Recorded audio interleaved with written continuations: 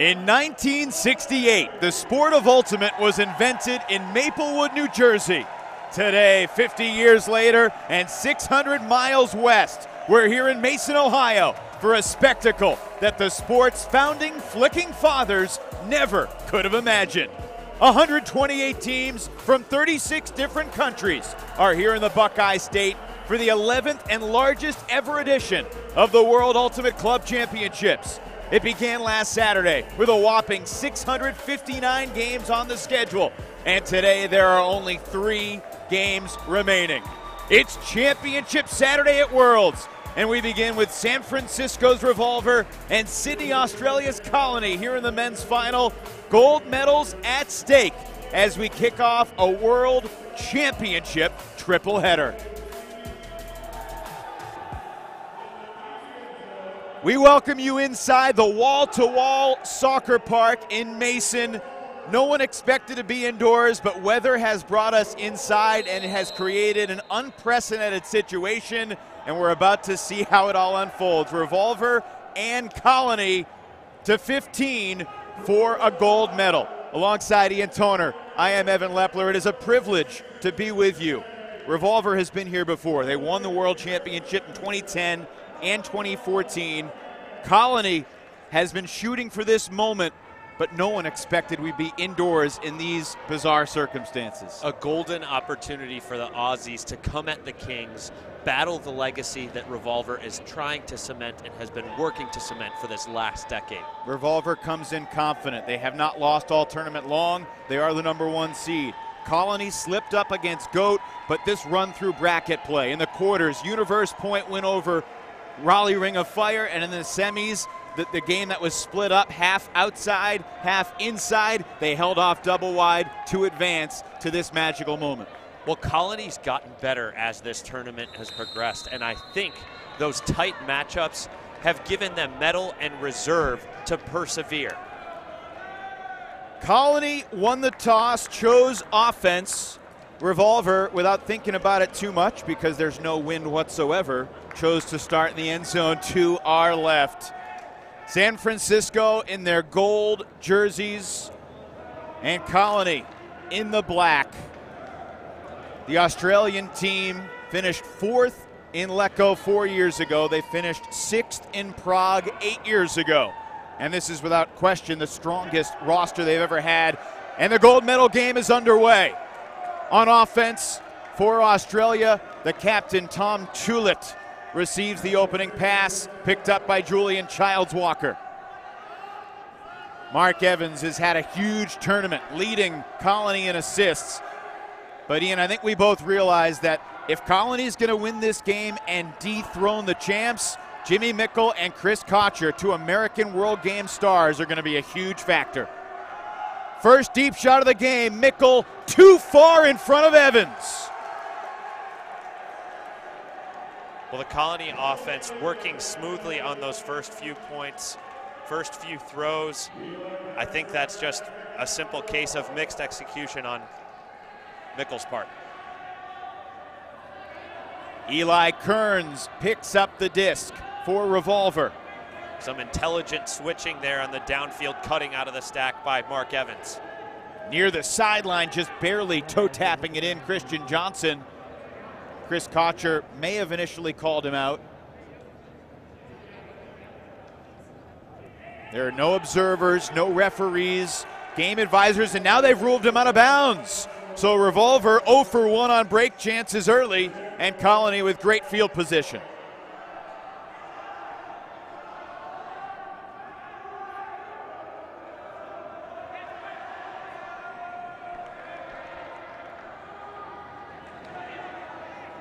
Mickle. He hails from Golden, Colorado. Moved to Australia this spring to compete in the Australian National Championships along with his buddy Chris Kocher. And those 2 guys have been game changers in so many ways.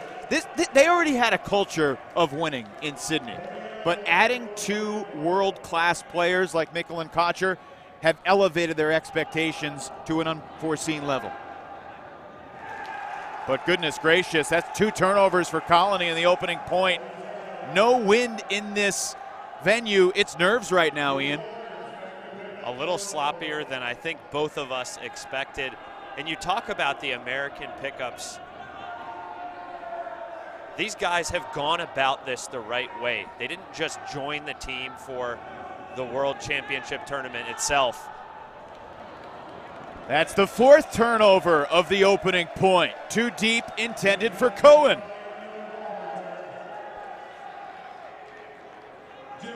Mickle, Kocher, moving to Sydney, playing an entire club season with the Colony team, becoming ingrained in their culture, getting to know their teammates. This is a blueprint for success. Tom Tullett joined the team in 2012. He's been a leader since 2013. In the pregame huddle, he talked to his teammates about buy-in, how everyone has to be bought in. And the last thing he said, Ian, he said, I trust you, I love you. They brought it in and warmed up for a gold medal game. Byron Liu is on Mickle. We're going to see Byron Liu and Nick Stewart as the primary defenders on Jimmy. And that's 2 different approaches there. Mickle's deep shot looking for Tullett in the end zone. He's got it. And Colony eventually converts an opening hold. It's 1-0. Well, it wasn't the prettiest start to the game. You see both teams coming away with positive takeaways after that point. Revolver's fired up that their defense was able to get the disc twice on the first point of the game. Colony's O-line is thrilled that its O-line defense was able to get the disc back and persevere through a long point to set the tone for the rest of this first half. Well, Colony began this tournament, and they have improved so much as the week has progressed. We saw them last Sunday against WUCC from France. Now that's a team that went all the way to the quarterfinals until they ran into Revolver. But a team that Colony on paper should have outclassed, and they had really a lot of trouble putting the French away. Well, I think Colony was kind of caught sleeping in that opener, and they weren't exactly sure how they were going to be integrating their American talent, how they were going to fight through zone defenses. And WUCC took advantage of the opportunities given to them, taking half in that game. Rob Andrews on the pull. He played so well in the semifinals against Double Wide. Ashland Joy, Jordan Marcy.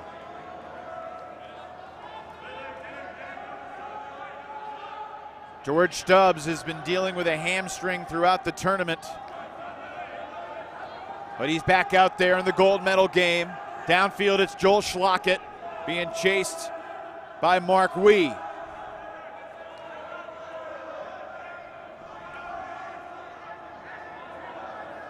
Ashland Joy, widely considered the best thrower in the world. You'd think his throws would be pristine indoors, but he threw it away yesterday, and there's Jordan Marcy throwing it away, intended for Joy. Oh, just out of the reach of the tumbling Jimmy Todd Hill. Neither team wanting to capitalize on the other's gifts at this particular moment. Here's Grant Lindsley. The prop bet line certainly would not have included 6 turnovers in the first 2 points. Yeah, that's a big hit for the over. Pick downfield. It's Joy, Sanchez, Schlockett, Stubbs, Marcy, Davis, and Lindsley for Revolver. Mike Payne is still involved in coaching Revolver, but Martin Cochran, who played for Revolver from 2008 to 2014, has taken over as the primary head coach. Sanchez resets for Joy. One thing we'll monitor in this game, Ian, is the Scuba goes up, and there was contact, and there's no contest. Foul called. It's going to be interesting to see how many deep points guys like Mickle, Kocher, Tullett, Evans play. We've seen them cross over a bunch. Schlockett to Stubbs for the goal. Each team has held despite early turnovers, and we're tied at 1. Colony was talking about how Chris Kocher might be their best weapon against Ashland Joy. Do you agree? I think he's got the agility necessary to frustrate Ashland on some of his jab cut resets. And the difficult thing is, you know, I think a lot of people can attempt to put strong marks to limit the force, limit his ability to break the mark. But the primary objective is making sure that Ashland doesn't touch the disc, or that he has to work incredibly hard to get those resets. And Kocher's the one who's going to be making that more difficult than any other defender.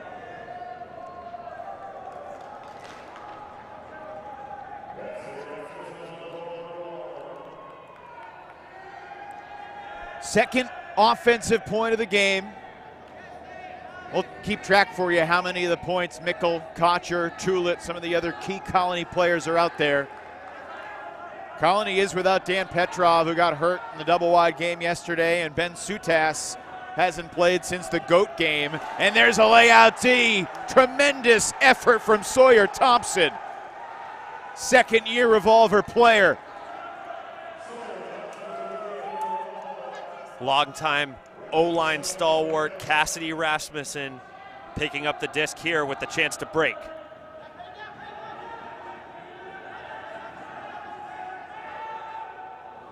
Tulit nearly the poaching D, but they find Thompson.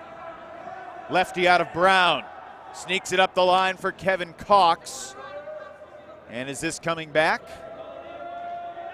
No clear signal.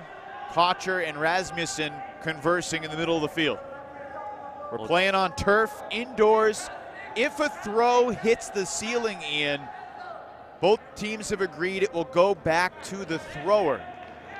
The thinking being, this field isn't as tall as the fields that they were playing on outdoors, so they shouldn't be penalized if one of their throws is too tall for the facility that we are now entrenched in. This goes back to Thompson, and the leaders discussing where the stall count will begin. This is the first of 3 gold medal games today to culminate WUCC 2018. 2:30 and 4:30 p.m. this afternoon, the women's and mixed games scheduled.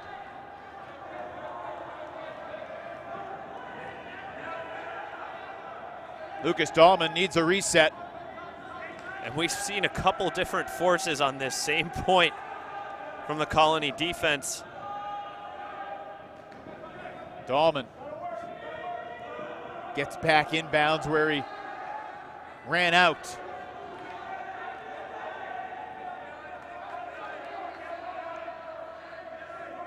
Many of these Revolver players were in Letco in 2014 when they beat Seattle Sockeye in the final.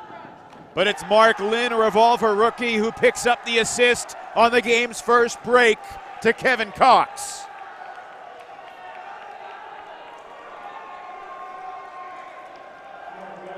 Well, the Revolver D-line not wasting any time on that point. Settling in, no nerves getting the better of them. Constantly changing the point of attack. Using the width of the field to structure that red zone offense. A break that wouldn't have been possible without the layout D from Sawyer Thompson. And just when you think Revolver has too many stars, they had a guy that not too many people have heard of, and he comes up with a layout block in the World Championship gold medal game. Third member of our broadcast team is Emmy Fitzgerald down on the field. Emmy.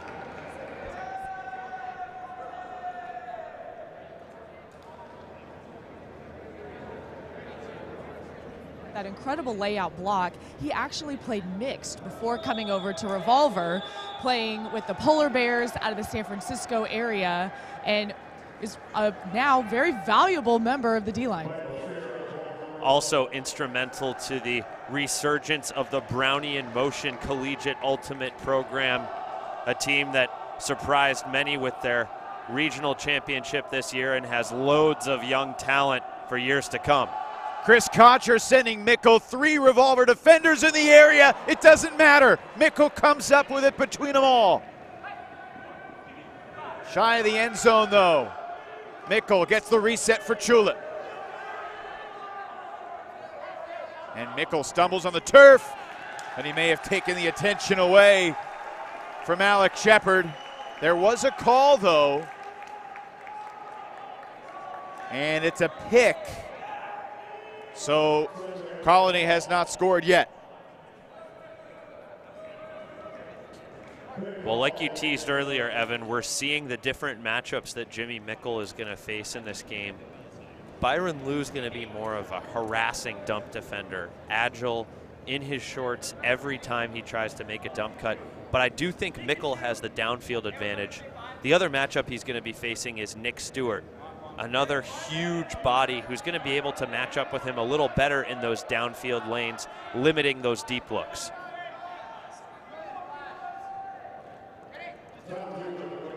Tulit initiates, finds Mickle.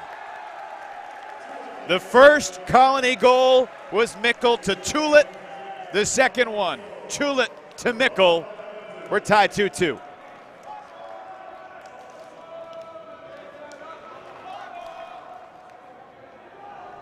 Ian, that's the game's first turnover-free offensive hold. Well, we talk about Colony needing some of those offensive stars to cross over, pull double duty, log those extra minutes to anchor the D-line offense on the turnover, but we're not seeing it quite yet. You have to think breaks are going to be even more at a premium considering that there's no wind to be that 8th defender. It's a really interesting atmosphere in here right now. There are a large number of people across the way. However, they are not Revolver fans or Colony fans. They are Ultimate fans, and it is pretty early on a Saturday morning, so the caffeine has not filtered through the system yet. That pull stays in bounds. And once again, we see this Colony zone that has flustered or slowed down so many American offenses. They employed it many points against Ring in their double game point quarterfinal victory. They also employed it against Double Wide yesterday in their semifinal victory, surprisingly generating a turn despite the fact that there's no wind limiting the throwers' options. Well, it was obviously somewhat successful outdoors, but you're right, it was a surprise to see them have good luck with it indoors. Tom Truitt wasn't all that surprised, though. He says they practice it a ton. And he also said it helped that Double Wide has some handlers that like to hold on to the disc. Ashland Joy is kind of the same way. And that's his job on this Revolver offense. He needs to be looking downfield until late in the stall count, constantly having that aggressive mindset. George Stubbs has holstered a couple fakes. Takes the swing to Joy, the continue to Stubbs. And that is Schlockett doing what he does for Revolver. Well, the zone's certainly slowing down the Revolver offense, but nothing impossible or impenetrable on that point. A couple Ashland Joy patented shimmies, working those inside lanes, finding Grant Lindsley and others, and then that continuation to the goal-scoring monster, Joel Schlackett, finishing the point for the Revolver offense. 2 years ago in London, Joel Schlackett led that USA All-Star team in goals. Many of these players on Revolver were on that team that played against Australia a couple times in that tournament. That featured many of these Colony players. So 3-2, Revolver is up a break. It's a game to 15. There's no overtime. If it's 14 all, we're not going to 16 or 17. Unlike yesterday, when the semifinals were shortened because of extenuating circumstances, today's game will be the full WFDF 100 minutes. And interestingly, the game advisor, whose calls are non-binding, the only calls he makes are offsides. He signaled that Revolver was offsides, but Colony didn't call it.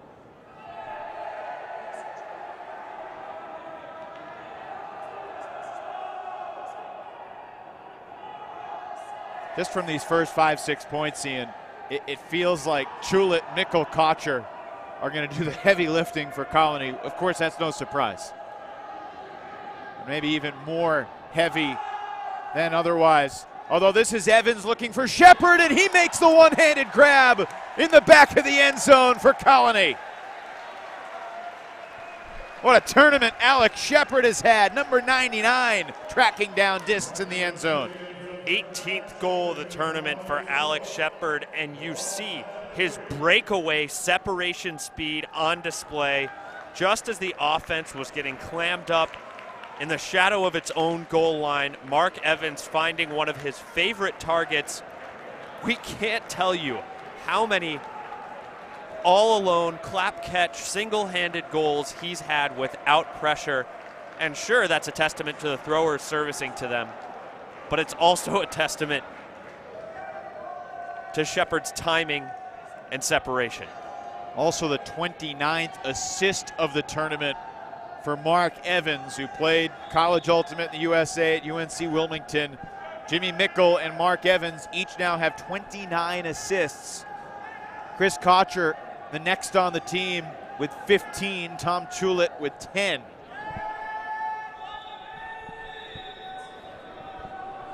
So you get the feeling that both teams have shaken out the nerves.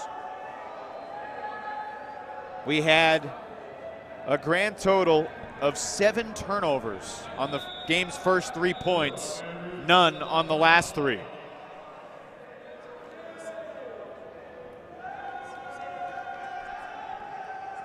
Revolver's O-line: Marcy, Joy, Sanchez, Friedman, Lim, Lindsley, and Davis.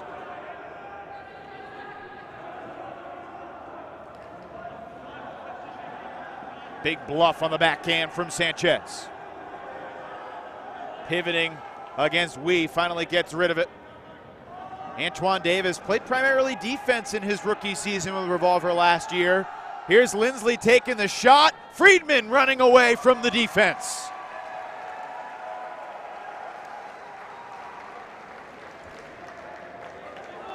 Callahan caliber finish on that O-line point.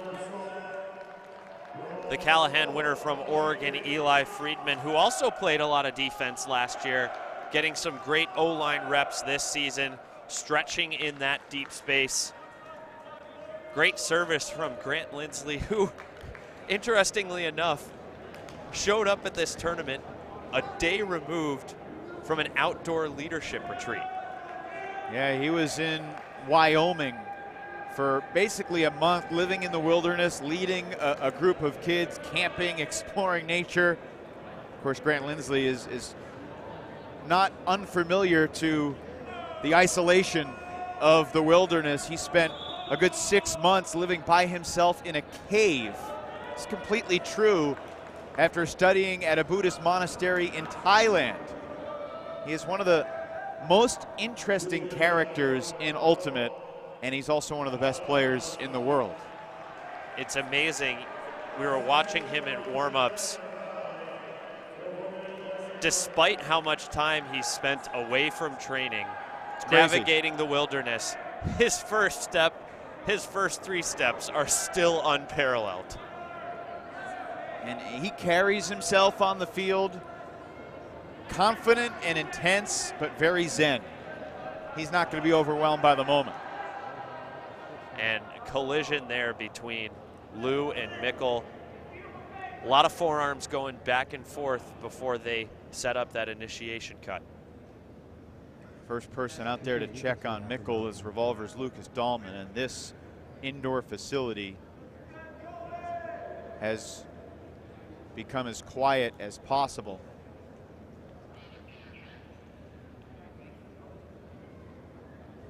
Athletic trainers out to check on Mickle, and this is concerning in so many different ways. Good to see him pop back up.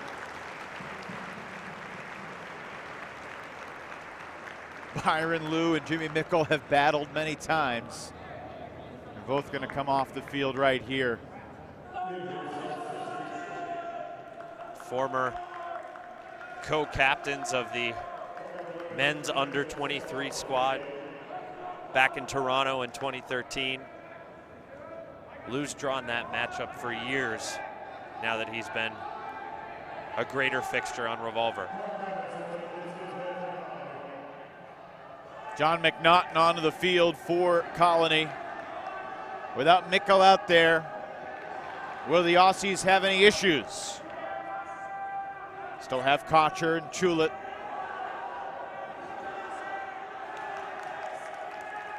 Julian Childs Walker, a new addition to Revolver this year, trying to harass Chulet. Childs Walker, of course, played at Carleton. Lots of great club reps with both Sockeye and Machine in preceding seasons as well.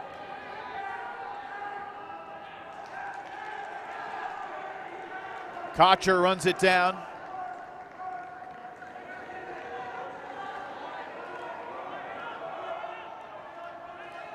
Aber Garfield doing a lot of heavy lifting in the handler core earlier in the tournament. Moved downfield more often as the tourney has progressed.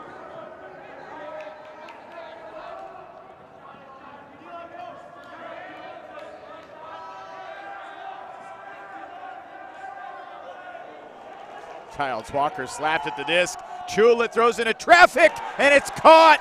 Cohen thought he was there, but instead it's Pete Ely for Colony. 4-all the score. Let's check in with Emmy. So Jimmy Mickle took an injury substitution. He had some bleeding on his mouth, but told the training staff it just looked like a lip bruise and said he was fine and really didn't need to seek additional medical attention. Have to imagine it's going to take more than a little lip bruise to keep Jimmy Mickle out of the gold medal game. Can't argue with you there. And again, another point where the Revolver D-line has to be happy. Sure, they got scored on, but they made the Colony offense throw so many throws into tight spaces, so many dump turnover opportunities that were this close to falling to the turf, Revolver getting a hand on, and then they force a crossfield scooper that Greg Cohen is inches away from blocking. If I'm the D-line coach coming in after that point, I'm congratulating my D-line on a point well played. You have to wonder, Ian, as we sit here at 4-all in the first half, how many more turns are we going to see in this game? How many more break chances will there be? Colony was 0 for 1 on break chances in the opening couple points. Revolver 1 for 3. The only break of the game to take a 2-1 lead after the Sawyer Thompson D. Ashland Joy in his own end zone to Grant Lindsley. A great poach by Alex Latamatos, limiting some of those first underneath looks. Latamatos will be playing in the USAU Club Series this season with Pony out of New York. As will Jimmy Mickle and Chris Kocher. There'll be a Colony vibe on the Pony squad this year. Wonder how that'll impact their Twitter account. Well, as long as the old guard still has the logins, I think the jokes will still be top notch.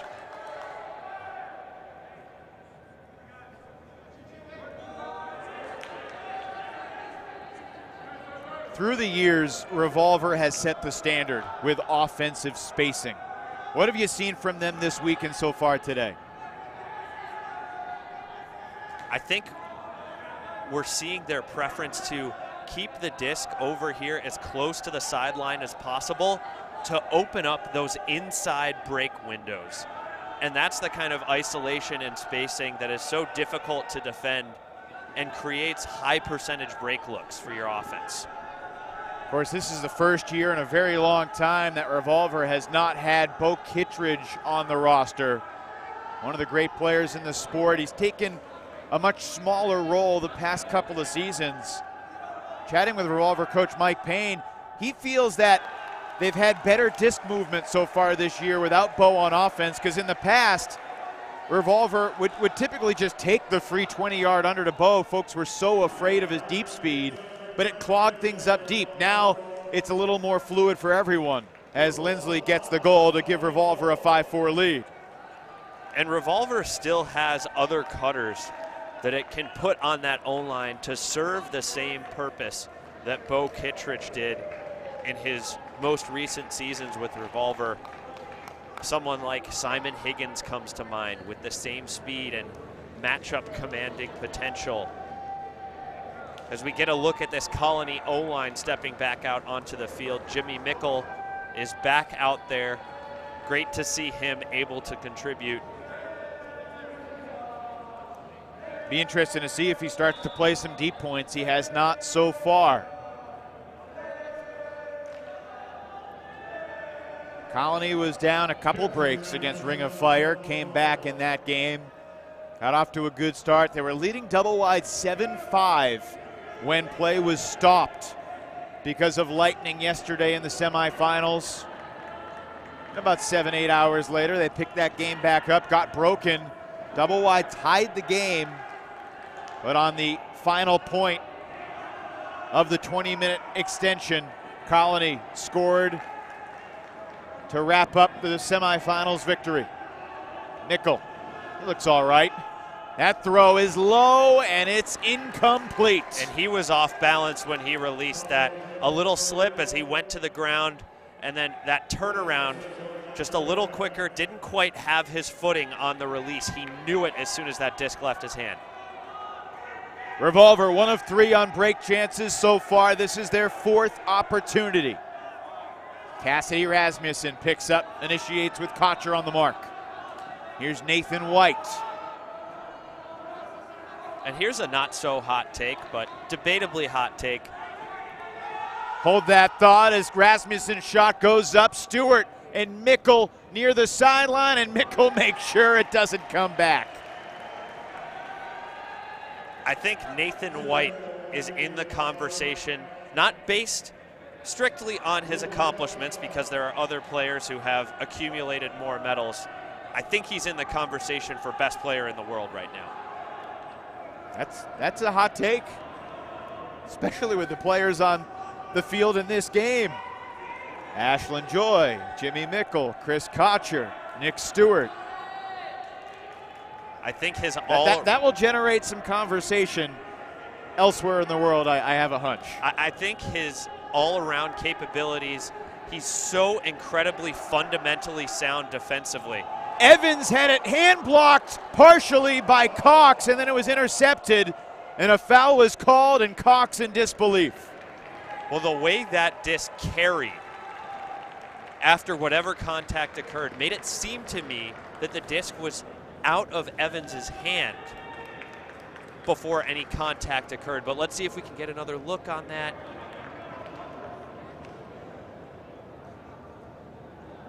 Evans winding up for the backhand release. And look, it's clear that Cox got the block and there was no contact on Evans's hand. The question is, did Cox's torso make any contact with the lower part of Evans' body before he released? That's the only place I can see an argument for a foul based on those two replays. Well, this game, even in the gold medal situation, governed by spirit. Colony maintains possession.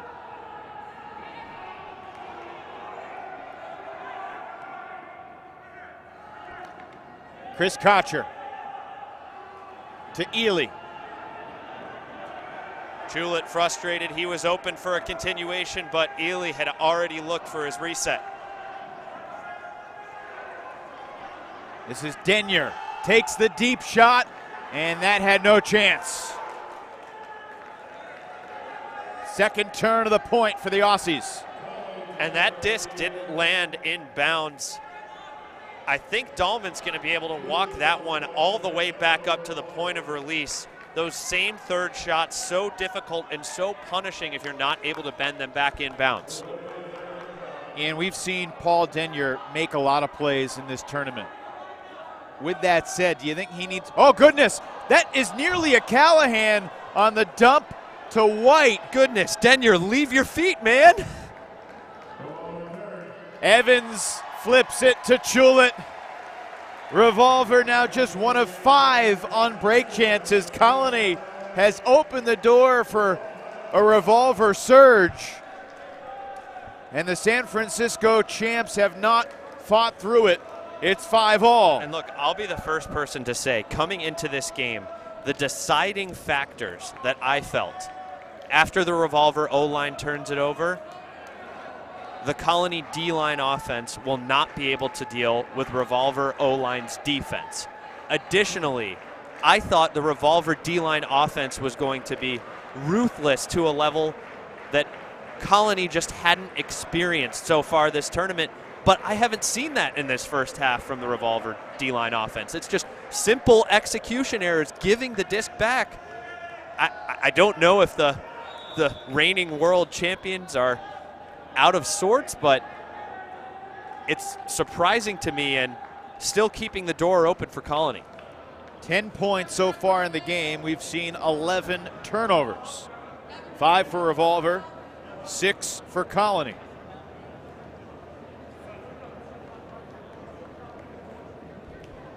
Let's check in with Emmy. So going into this tournament, the Colony players said the addition of Jimmy Mickle and Chris Kocher was so helpful, obviously from their style of play, but also instilling confidence. They came to Australia and told the team that the notion of the U.S. being unbeatable is something that can definitely be overcome. Colony showing that, knocking off so far 2 U.S. teams to get to this point, looking for their third. They beat Ring, they beat Double Wide. Now they're trying to knock off Revolver. And that USA dominance theory will certainly be tested later today when the amazing and inspirational women from Medellin, Colombia, Revolution take on Seattle Riot in the women's gold medal match.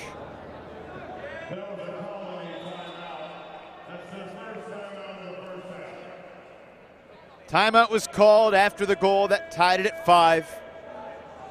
If you're just waking up, perhaps you couldn't quite make the 5:30 wake-up call on the West Coast, but you wanted to watch Revolver.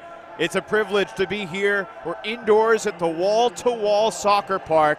It's about 10-15 minutes down the road from where we've been all week long, the Lebanon Sports Complex, an unbelievable facility with 29 different fields that over 3,000 athletes competed at. Higgins bluffs the deep shot. He had Stubbs going long. And it looks like the priority here. Joy sending Davis. Gavin Moore chasing Antoine Davis. Well, he couldn't quite clap catch it. He had to reach up with his right, but he easily hauls it in. And that's what he can add to this offense, the explosiveness in any direction. Well, it looked like the priority in those first few throws and stall counts for the Colony defense was blocking those deep throwing lanes, putting extra dump defenders in that poaching space to stop those deep throws from going off. But as soon as Lotta Matos got out of the way, that deep throwing lane opened up, separation by Davis. Revolver does such a great job isolating those athletes in space that it's very difficult to get help over the top from other cutters or cutter defenders. And another gorgeous backhand from Ashland Joy, who turned 30 this past April.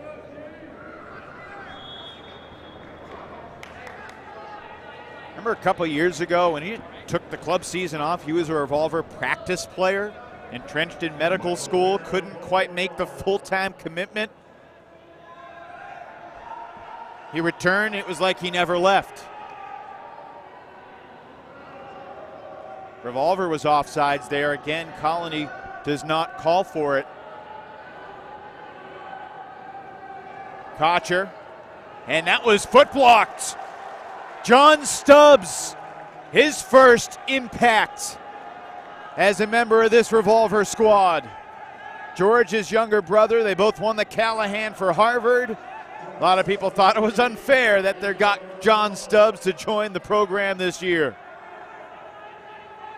Up the line, intended for Spear, but it's Denyer who makes amends for the earlier mistake, comes up with a layout block. Those chase down, up line, from behind blocks are always so impressive, so little margin to close that window. Revolver now 1 of 6 on break chances. And we saw Kocher slipping at the back of the stack. He was supposed to make that continuation cut after the disc was swung to Tullett. And without any options continuing, Tullett's going to call Colony's second time out of the first half. We're at 6-5. Revolver leading Colony with the disc in the men's gold medal match at the World Ultimate Club Championships.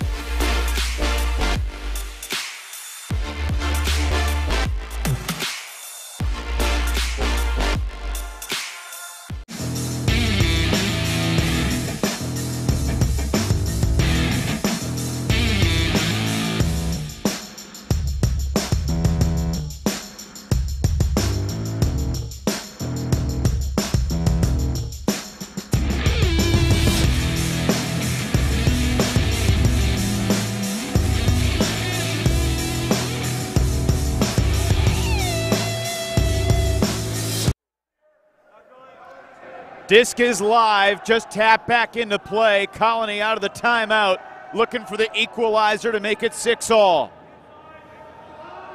Evan Lepler, Ian Toner, Emmy Fitzgerald, our amazing crew here at the wall-to-wall soccer park that broke down, set up, has worked tirelessly all week long.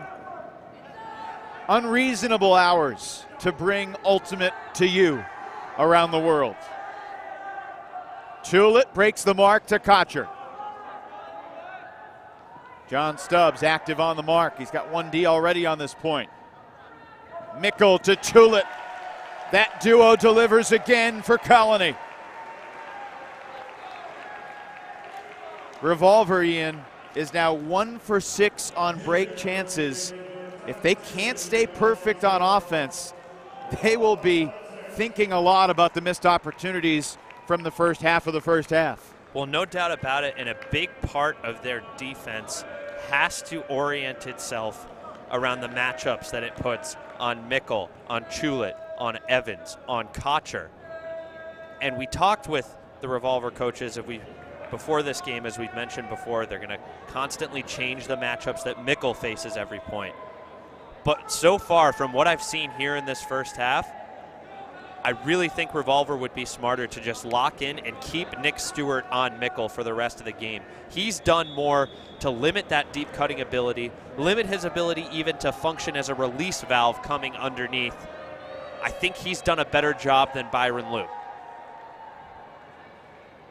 Mickle and Kocher and Tullett still on the sidelines with Colony on D.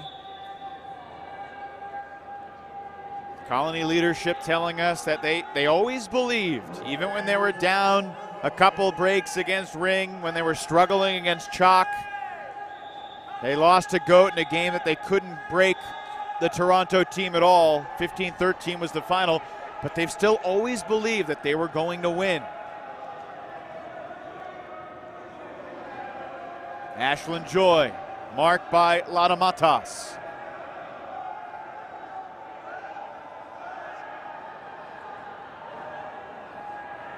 Couple defenders pulling off to stop Jordan Marcy's deep cut, but Simon Higgins unable to get the disc underneath.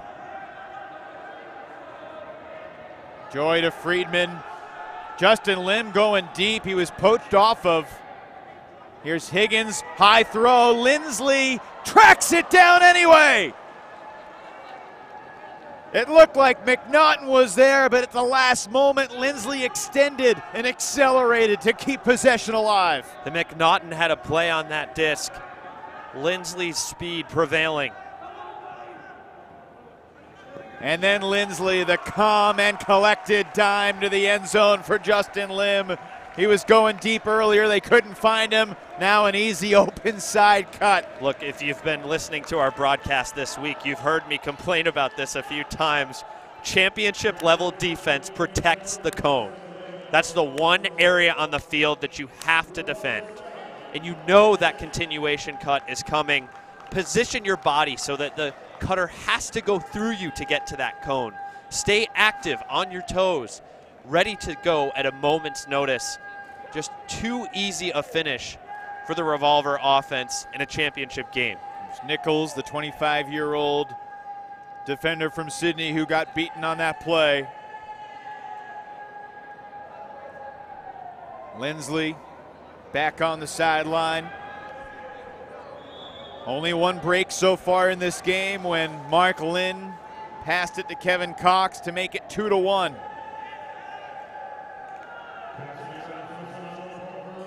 Rasmussen to pull for Revolver. Cox, White, Thompson, Lynn, Dahlman, and Stewart, the D-line.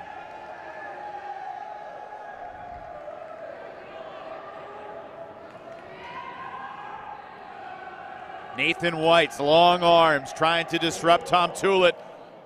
Nick Stewart stride for stride with Mickle on the underneath. Those guys were teammates on the USA World Games team that won gold in Poland last year.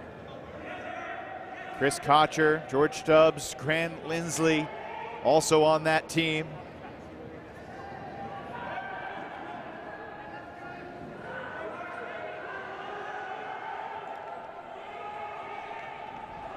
You do get the genuine sense, and you've been on a national team, Ian, as this throw goes up high. Mickle reaches up into the sky to pull it down. You develop a love for your international teammates when you're playing an event like the World Games. It's got to be really interesting for Mickle and Stewart to be going head-to-head now for a gold medal when a year ago they won one together. Well, I think that breeds a rivalry and sense of competitiveness like no other because they know they're the best players in the world. They've been a part of the best team in the world, but now can they be the ones to carry their teams to new heights? There's an alpha dog battle at stake.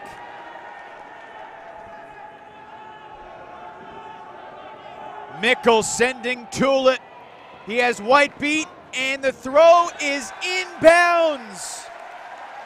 Even in these surroundings that are so unfamiliar, Mickle puts it exactly where it needs to be. Well, let's be honest. Mickle's missed on two of those away flick blades so far in this first half. He had that one that went into the turf on the first 0 point, and he had that other one later in the first half. That's the first time he's connected on a deep shot like that so far in this first half. 4 of the 7 goals that Colony has scored have either been Mickle to Tullett or Tullett to Mickle.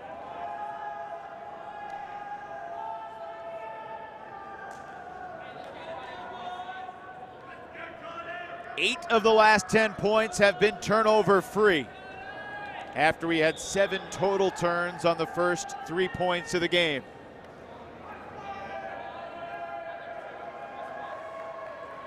Revolver can take it to half and then receive again to start the second half if they can convert here. And we see Chris Kocher crossing over here for the Colony defense. The importance of halftime and getting that break back heavy on their minds. Matamatas on Joy. Here's Higgins with Hodgson defending. And that disc bobbled but hung on to by Lindsley, who launches deep. Jump ball, Antoine Davis. He got it! The hops from the Virginia Tech alum take Revolver to half.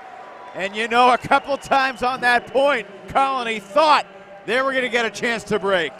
Goodness, some scares for this Revolver O-line. That disc going off Lindsley's fingertips. I don't think McNaughton expected Lindsley to have such trouble, because there was a split second there where if McNaughton had pulled the trigger, he could have gotten a finger on this.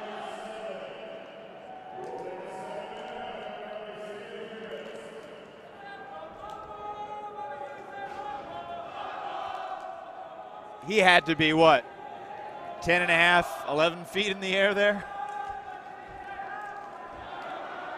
Antoine Davis takes it to half, 8-7 Revolver. They will receive to start the second half. They are up a break. Emmy Fitzgerald getting situated right now with Revolver coach Martin Cochran. Great first half so far. You guys did get the break. How crucial was that for the overall feeling of the team as well as the actual point? Well, as far as for the feeling of the team, I think we're expecting a long game, a close game, and even we could go get down a couple breaks. So it's nice to get it, but we didn't have to get it. We were remembered last night that in 2014 it came down to one break, and the player we got that D's not on the team anymore. So we were asking who's going to step up, and that was Sawyer. And so, what else are you looking for then in the second half to continue the role, hopefully gain a larger lead? Yeah, the game plan is to make these guys work. They've got some really skilled players, but a lot of the offense goes through them, so we're just trying to run them. We're trying to make them work for every little step, and when we get the turn, even if we don't score, we're just running them. So we're hoping we're going to get a few easy drops, a few miscues, things like that in the second half, but if the first half breaks is all we get, that's fine too. Gain of very narrow margins. Good luck in the second half. Ian, Evan, back to you. Emmy, Martin, thank you so much. Ian, quick thought from you before we take a timeout.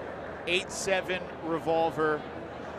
You wonder, will we see another break? What do you think? If the Revolver D-line offense performs the way it did in the first half, I'm not sure we're going to see it. And I still haven't seen the patience or composure from the Colony D-line offense when they've gotten the disc either. It's less a matter of if the turns are going to come and more a question of if those D-line offenses are going to have the composure to punch the disc in. In that first half, Colony only had one opportunity to break. It was on the game's second point, Revolver's first point. It ended with Joel Schlockett finding George Stubbs for the Revolver hold, and Revolver broke on the very next point. So it's 8-7 at the half. Revolver leading by one break in this game to 15. USA Ultimate has long promoted the sport of ultimate, and here's a new reason why.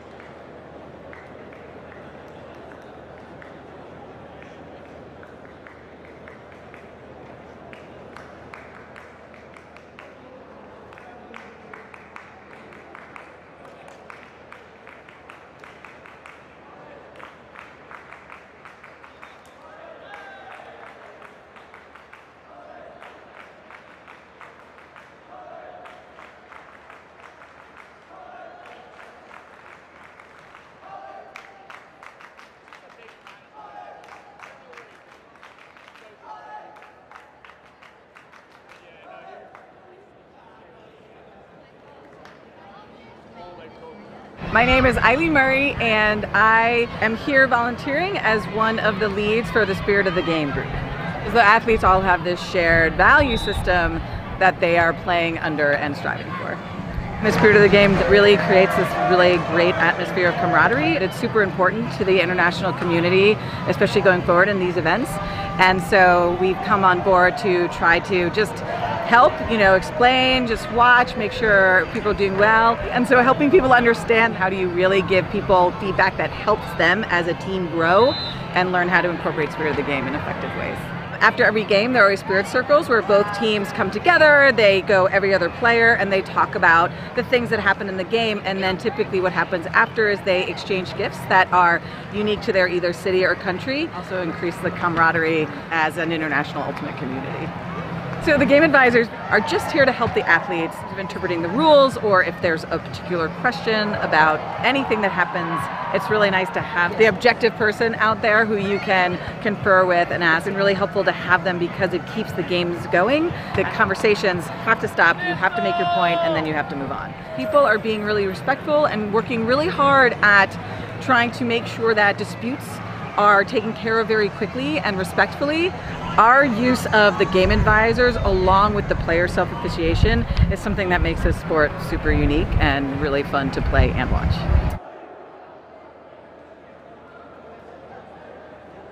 Viewers on the Olympic Channel, hope you enjoyed the world premiere of USA Ultimate's new Live Ultimate spot. I'm sure it'll be distributed for those of you watching on YouTube, Facebook, Twitter, around the world. It's 8-7 Revolver at the half. Emmy Fitzgerald standing by with Colony's Tom Tullett.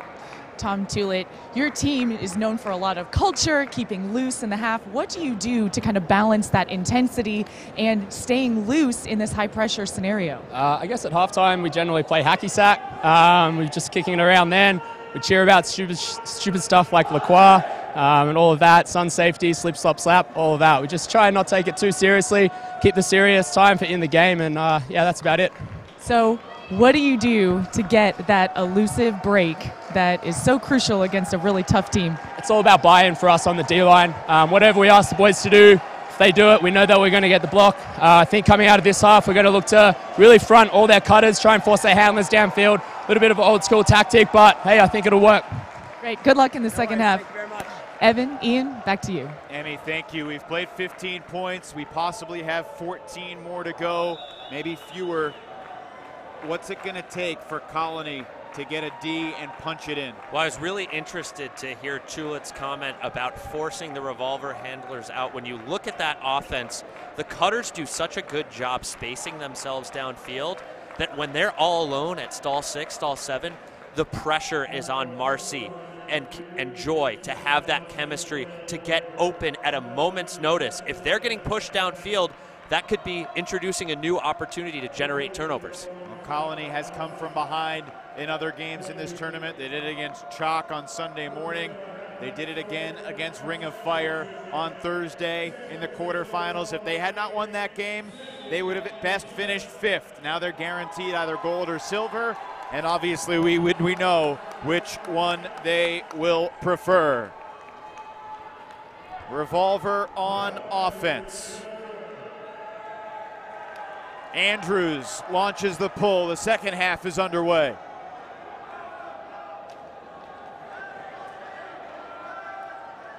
Marcy crossfield for Schlockett. Gets it in the hands of the star handler Ashland Joy. Mark Wee doing cartwheels on the mark.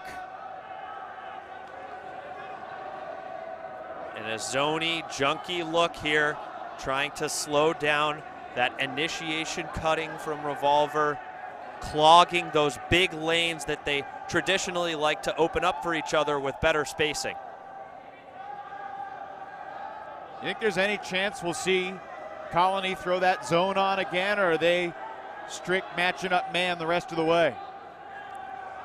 With the success and the slowdown of the pace that we've seen in the first few points, I think they're going to continue to throw it at least once or twice more. It makes the offense use so much mental energy. That's what you want as a defense. Over the top to Marcy, and then cross midfield for Sanchez. Higgins thought about the hammer. Joy to the end zone. 2 cutters are there, and it's Friedman. And that's the challenge of running that zone. Sure, you may slow things down, but once things are busted up with a shot through the gut, with a hammer over the top, it's so difficult for that defense to recover. There are so many defenders caught behind the disc, easy fast break opportunities, difficult for the for the Colony defense to reposition and drop into those man-to-man matchups at a moment's notice.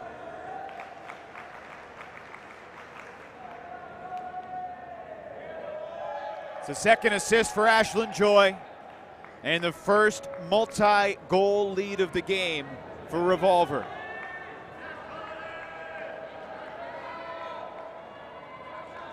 If we're going to see some of Colony's top stars cross over, it's going to happen pretty soon. Well, you mentioned this being the first 2-goal lead for Revolver. Looking at their performances in the first 9 games of this tournament, the average goal differential at the end of those games, Revolver 7.3 goals per game. If they're going to come anywhere near that, they're really going to have to step on the gas defensively and with their D-line offense here in the second half. Juliet looking long for Kocher. Is it going to stay in bounds? No! John Stubbs ensures of that. One of the few second or third throw hucks on an offensive possession for this Colony squad.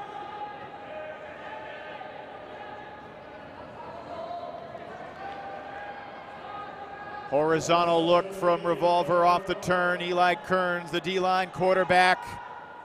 And he throws it 2/3 of the field to Byron Liu. And I'm not sure what Jimmy Mickle was doing defensively. That's just too easy. And he had a shot at getting the block if he had just been locked in on Liu's deep cut. Childs Walker to Cohen. Throws past Shepherd, but Tulit in the end zone comes up gigantic for Australia. Well, the Colony O-line has a penchant for those chase down, up line, come from behind blocks. We saw Paul Denyer notch one earlier, and Tom Tulit atoning for his turnover, earning the disc back for the Colony offense. He has been so clutch.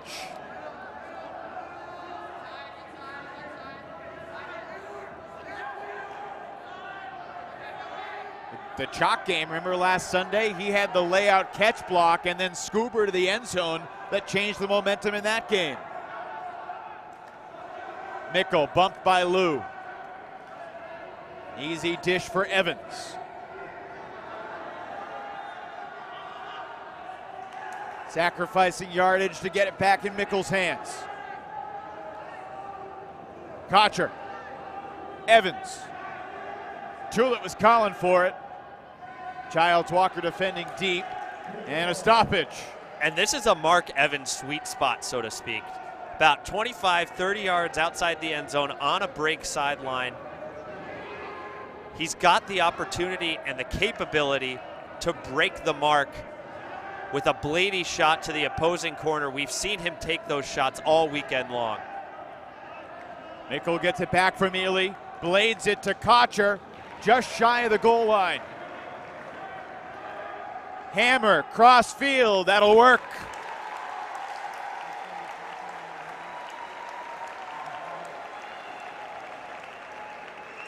Alec Shepherd with his second goal of the game for Colony, and the Tulit D, one of the plays to remember.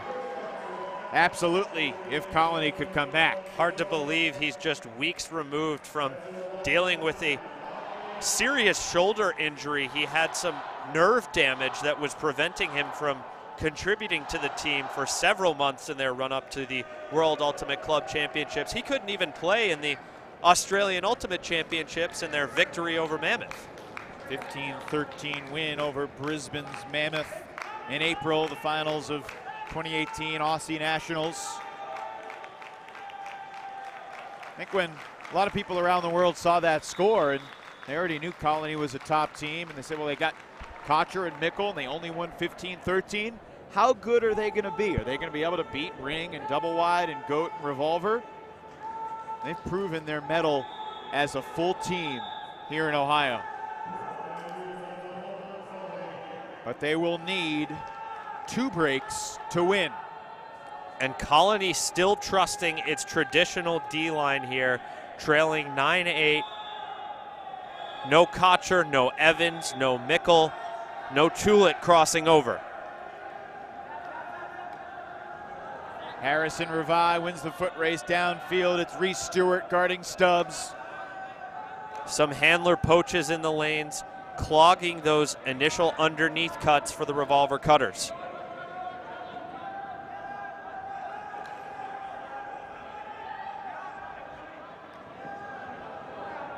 Pretty amazing, Ian, that Revolver has the depth where Ashland Joy can take an 0 point off at 9-8 in the gold medal game. George Stubbs, Jordan Marcy doing the heavy lifting in the handling core on this particular point. Here's Friedman.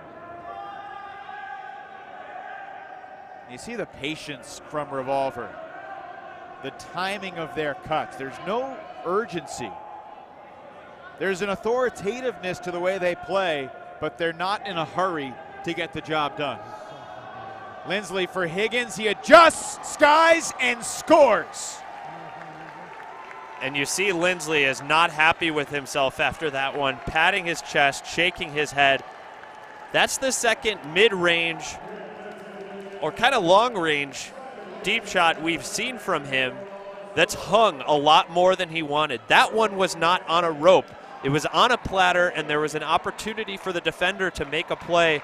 As good as he's been getting open, and as sure an option as Simon Higgins is, you can tell he wants his throwing execution to be more precise, especially in this championship setting. It's the 4th assist for Lindsley. He also has a goal. Revolver 10, Colony 8.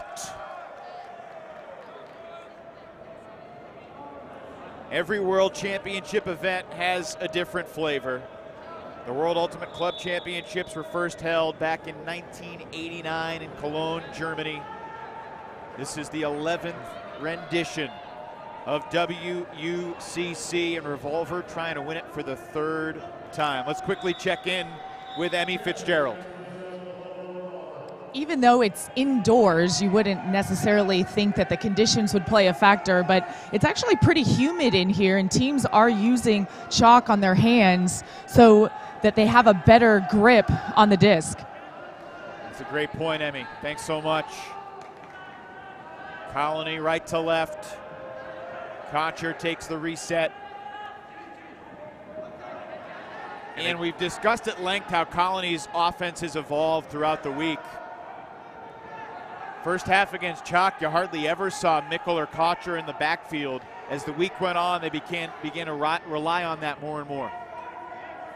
And the more we had time to look at the film and talk to the players, the Colony team felt that that was more a product of the defenses that Chalk was running in that game. Those junk looks were forcing Mickle and Kocher downfield, away from those primary handling positions. Tough throw, connects to Denyer. The reset for Garfield. Chulet.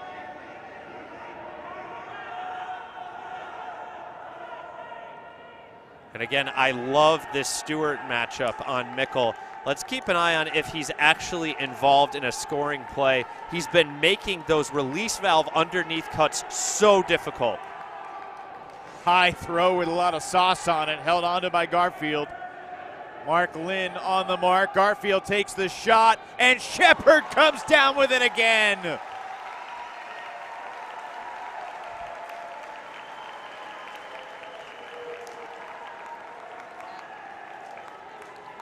Well, a real commitment to breaking the mark from the Colony offense in the final half of the field there. Always looking to reset upfield when possible. And Alec Shepherd has just made play after play for this Colony offense all tournament long. Both teams had a somewhat sloppy start to this game, but the playmaking over the majority of this matchup has been immense. Under the most pressure circumstances with the gold medal on the line. It's 10-9. Revolver still up by that one critical break. And it looks like Tom Chulet will cross over from the Colony O-line on this deep point.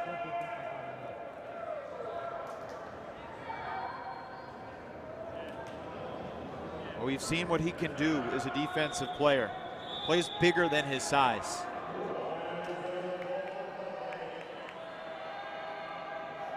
Andrews on the pull. By the way, are you surprised that we haven't had a disc hit the ceiling yet? Absolutely. But I think these players spent a lot of time warming up and figuring out exactly what was in their arsenal and what release points they'd have to not impact it. Davis looking for Sanchez. Andrews defending. Sanchez boxing out, and Andrews rises up first and best. This is a must score for Colony. John McNaughton was picked up onto this team to do exactly this. Help march this disc 70 yards and convert a break. Tullett is out there to help. Gavin Moore, a potential deep threat. Jimmy Toddhill, Mark Wee. The swing to Tullett. Here's Andrews. A lot of Matas in his own end zone. They're running out of real estate fast. Here's the pressure from the Revolver O-line D that you talked about. Tullett rips it. It was deflected. In the air, it's tipped and falls incomplete. Just the second break opportunity of the game for Colony. They're 0 for 2.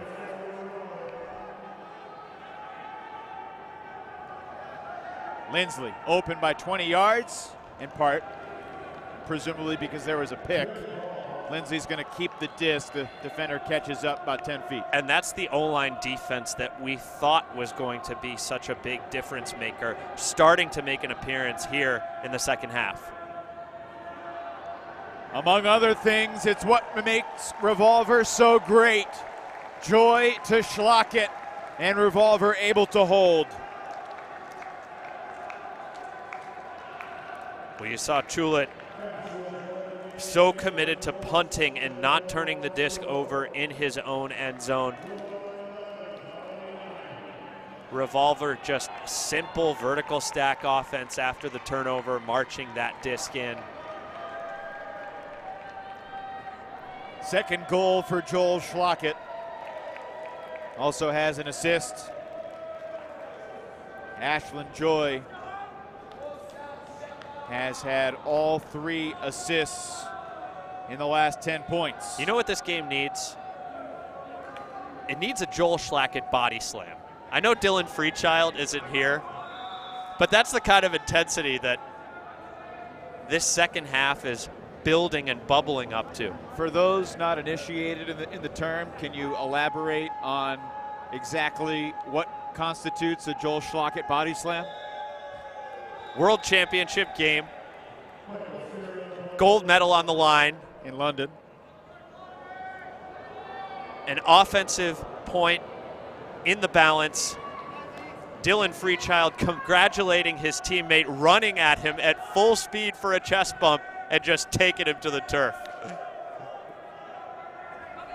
Maybe the ultimate GIF of 2016. May have been a little woozy afterwards, but with a gold medal around his neck, he was feeling pretty good that day. That was an epic game, USA and Japan 2 years ago in London. And this game has the makings too. 11-9. Colony on O. That disc caught by Denyer. And you're just starting to get the feeling the Revolver defense is tightening the screws in a way that we haven't seen.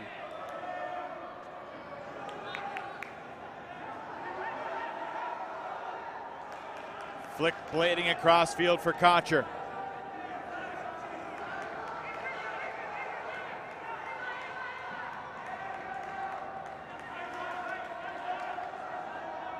Scuber for Mickle. He'll take the shot.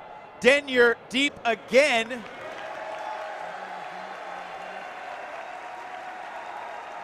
Little anticlimactic there as he scored so easily to make it 11-10.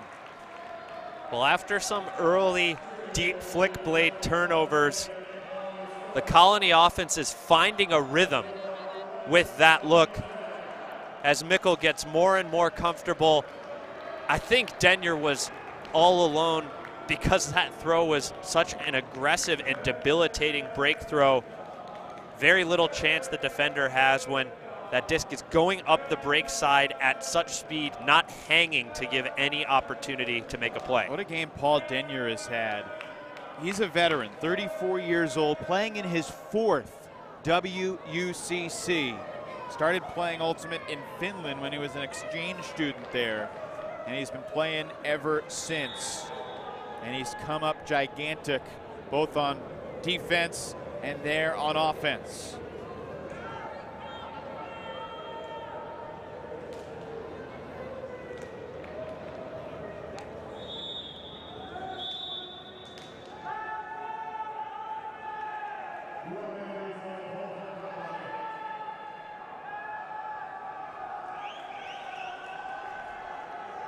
Well, it's almost 7 a.m. out in San Francisco. Figure more and more Revolver fans are waking up. I asked the Revolver coach Mike Payne, would his 2 boys be awake watching the game at 5:30? He said, oh yeah, they're almost always up that early. Ashland Joy guarded by Latamatos. Justin Lim breaks free. Colony settling into its matchups after that first defensive look slowed things down for the Revolver offense. Lindsley accelerating for the under, but Joy couldn't get it there. Stall count is rising. Ashland uses his shimmy to break Latamatos. And Sanchez throws it deep. Lindsley cannot get there. And I don't envy the job that John McNaughton has had drawing the Lindsley matchup all game. And sure, Lindsley's caught a few discs, but there's also some underneath cuts that he's taken away. And forcing Lindsley out there, just a higher percentage defensive decision, got to give him credit. The 3rd break opportunity of the game for Colony.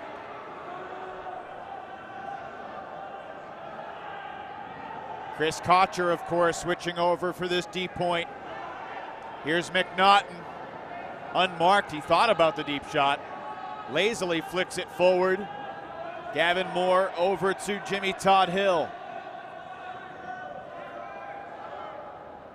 And now Kocher. Andrews.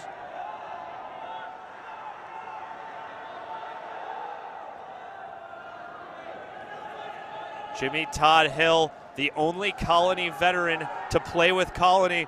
Looking for their first break. Wide open. They've done it. Gavin Moore ties the game at 11-all.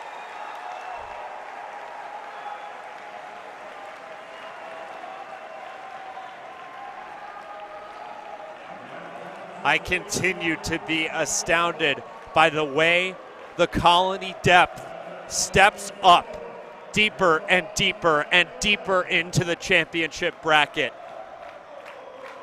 How about the fitness of this Colony team? What they've done without the depth that the top American teams have had.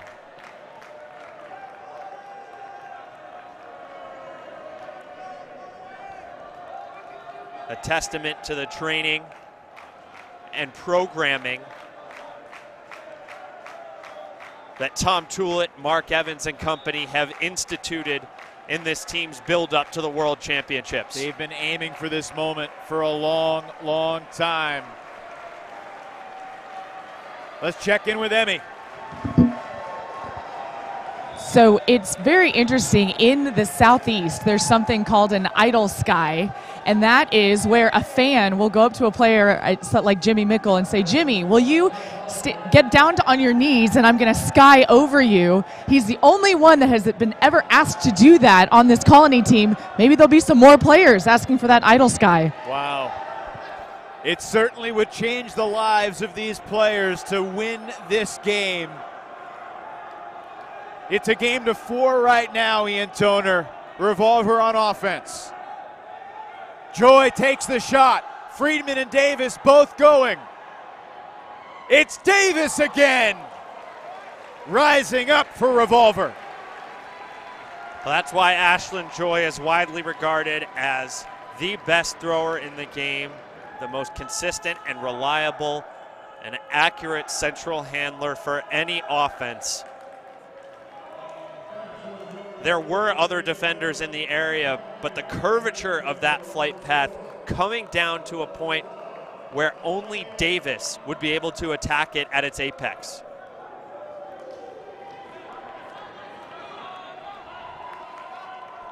(12-11).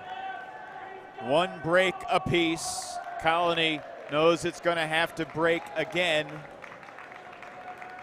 You know, yesterday, heading into the semifinal round, Lucas Dahlman texted all of his Revolver teammates and basically said, look, prepare for anything today. Be ready for whatever. They knew the weather forecast was what it was, and they had no idea how it would turn out. I don't think they ever imagined playing the finals indoors 24 hours later, but here we are at 12-11 and gold on the line. And Mickle with the disc marked by Stewart. Tulip chased by White. A nice initiation play, the first three cutters of the stack. Mickle sending it long. Evans had steps, and he's got an easy goal. And I think Revolver has to be disappointed with how easy the last few Colony scores have been. They didn't do a good job of recovering on that upline cut to set the mark and establish the force. An easy, easy finish for Evans. Emmy, what you got? So the Revolver O-line was just meeting in a huddle on the sideline, preparing to come back out, saying, guys, let's take this one pass at a time, right down the field, keep it calm, high pressure situation, but they've been here before. They're veterans to this. Back to you. Won it in 2012 in Prague over Sockeye, won it in 2014 in Lecco over Sockeye. And we were talking with Coach Martin Cochran before the game, and this franchise, so to speak, has learned a lot over the years in the championships it's won and in the losses it's sustained. And he didn't want his team to overlook the defensive variables that Colony could throw their way, say the way that the Revolver offense maybe did in their 2012 championship loss to Double Wide in Sarasota.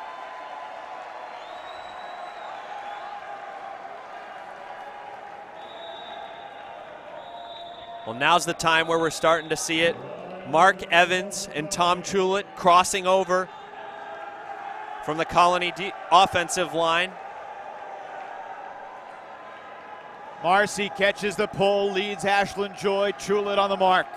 Here's Friedman.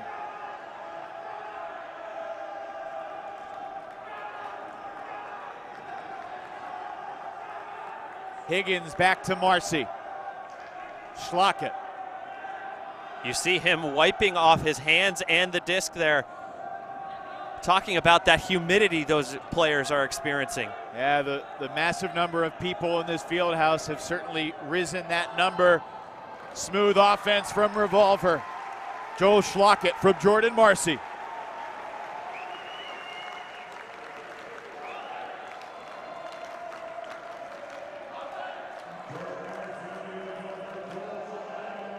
We're getting closer and closer to crunch time. You got to think that Mark Evans, Tom Chulet are going to probably play every point from here on out. Wouldn't be surprised to see Mickle come over for the next Colony D point if they are able to hold.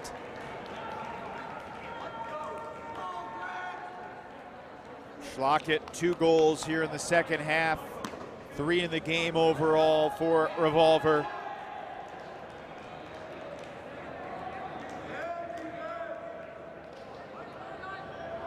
Critical low point coming up here for Colony.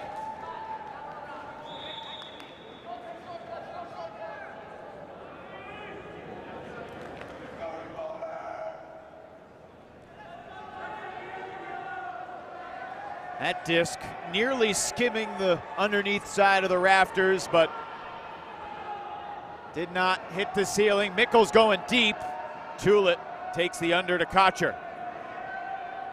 We've seen Mickle do that so many times this tournament. One of the initiation plays for the Colony offense is busting Mickle deep off the front of the stack, hoping to peel off some of those deep defenders and open up easy underneath continuations or even a turnaround cut for Mickle.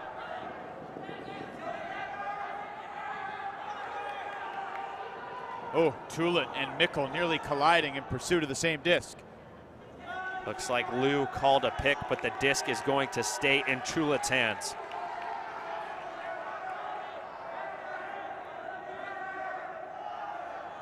We've seen pretty good spacing discipline downfield from Colony. They cut with a purpose, they clear with a purpose. Mickle slipped. The dump attempt caught by the leaping Denyer. And colliding into him, Michael Spear. It looked like an inadvertent elbow to Spear's jaw. Maybe the nose. Revolver trainer Malika Anderson checking on Spear. Lucas Dahlman's coming in the game.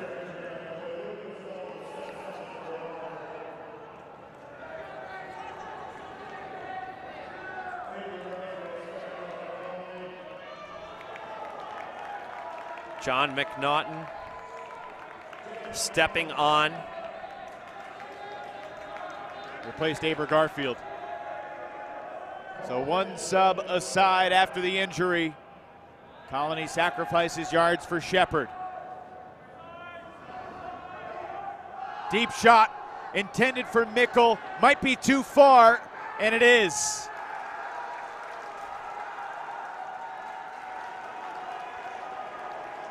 Well, here's the test for the Revolver D-line offense.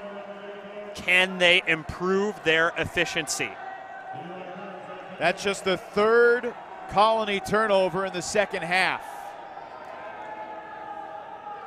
Michael Spear has a lot of blood on the sidelines as Kearns' huck goes up. Byron Liu racing, but it was too far ahead of the bleached blonde Byron Liu. I'm confused. I don't understand. That's not the highest percentage look. You've got the throwers and cutters to grind that point out. You can come so close to putting this game away by marching that disc up the field 70 yards, and you just throw it away on the first throw. Revolver now 1 of 8 on break chances in the game. Contrastingly, Colony 1 of 2.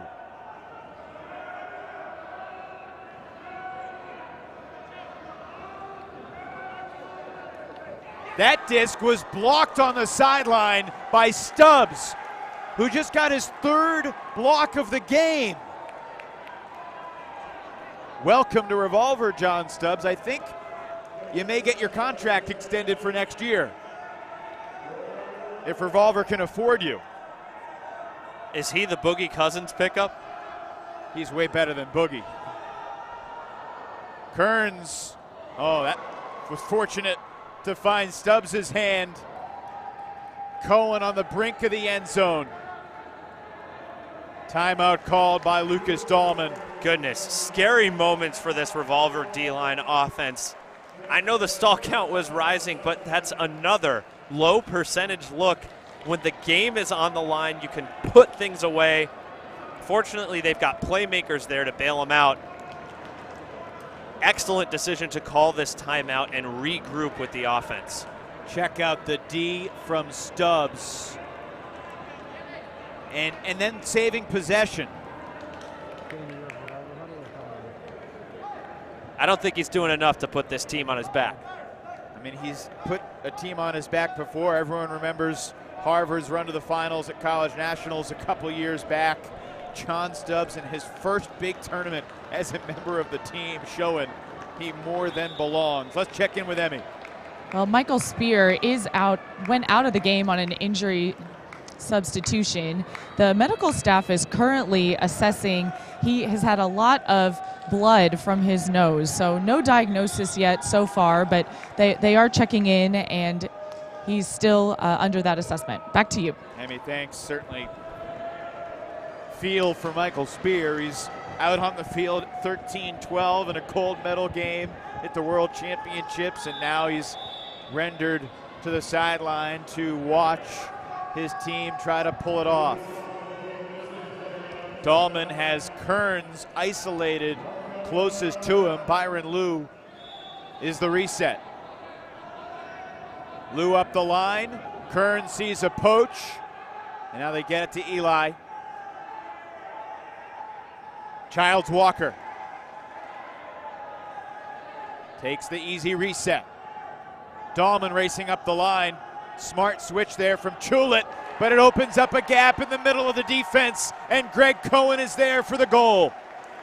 That's a break for Revolver, just their second in the game, and it puts them on the brink of a third world title in a row.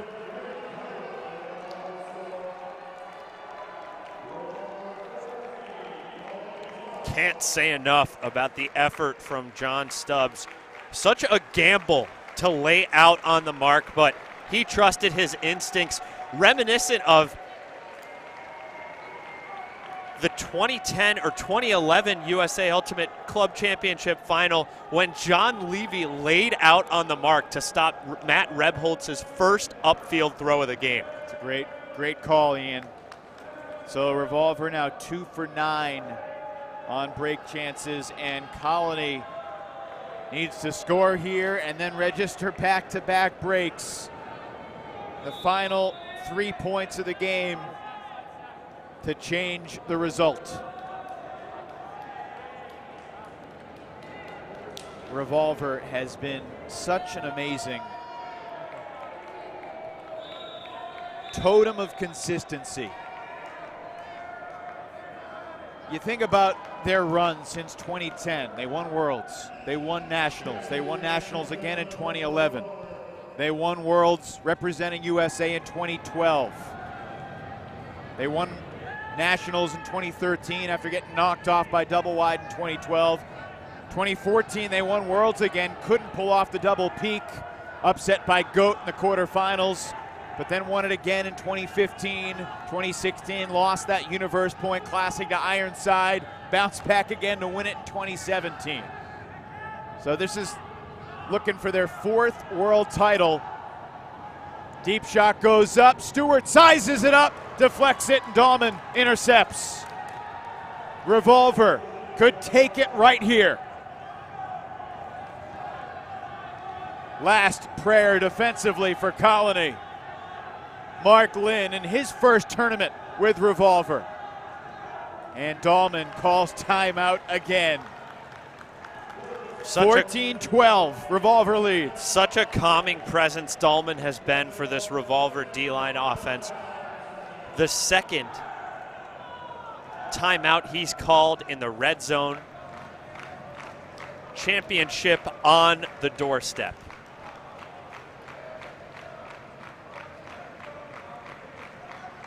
What, if anything, can Colony do defensively here in a sense of desperation? I think they've got to front everyone downfield at this point. You can't let anyone come underneath. If Revolver's going to march this one in, I want them to have to break the mark every single throw. Hold that stiff force, keep those underneath force side options unavailable, and you're just going to have to accept that, hey, if our marks get broken, if there's a hammer or a scuba or something that goes off, that's just going to be the look that we have to give up in this situation.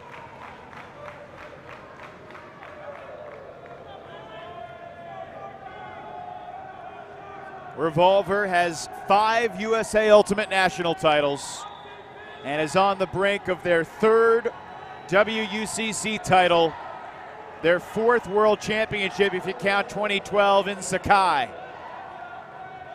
Cassidy Rasmussen has been a part of them all. And the mistake in the backfield gives Colony new life. And it looked like Rasmussen hesitated on the reset. He wanted to hold that disc in, but it hung on his finger and he couldn't release it. Nickel to Kocher. Evans bobbles the clap catch. Was there a foul? Yes. Kocher trying to get it to Evans. Cox bumped him. Not a turnover.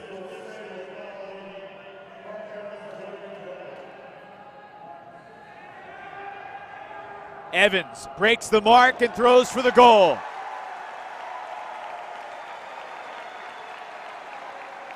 Shepherd scores again. Colony within one. Revolver's O-line will try to win it. Well, you think about the evolution of men's club talent and organization in the Bay Area that's brought Revolver here. Justice League, Jam, so many of those guys proceeding with college rivalries at Stanford and Cal. All the players that started playing mixed with Blackbird and Mischief and Polar Bears who have infiltrated from one division to another to create this dynasty of our sport, which is starting to get up into, I mean, it already is in historic conversations with the great teams from New York, and Death or Glory from Boston, and the original Condors. What Revolver has done this decade is almost, and perhaps after today, will be unparalleled.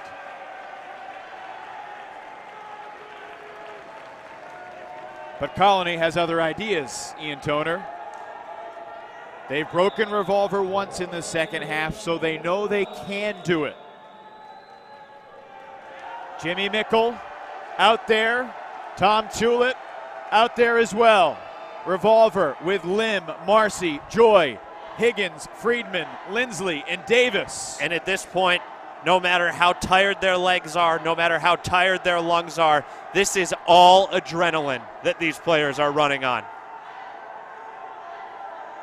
A moment that will be remembered forever by everyone on the field, no matter what happens.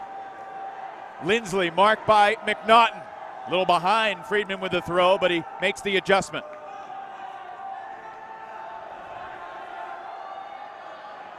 Justin Lim comes to Tullett, unable to pull the trigger with a bid.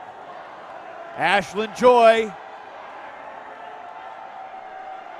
Oh goodness, Gavin Moore was beat to that upline space, but Joy had already turned to reset.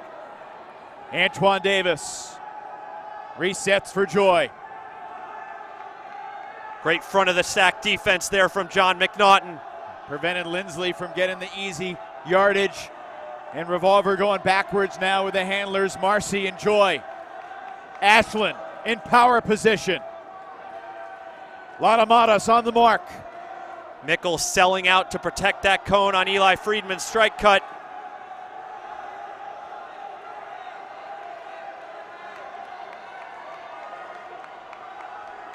Tremendous patience from Revolver.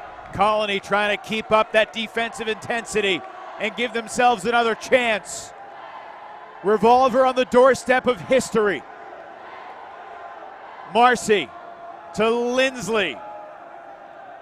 Bluffs the throw to Davis. And this Revolver offense is so patient. The Colony defense is gassed. Marcy forced to fire high. It's caught. Simon Higgins has it. And Revolver wins gold again at the World Ultimate Club Championships. 15-13 over Australia's Colony.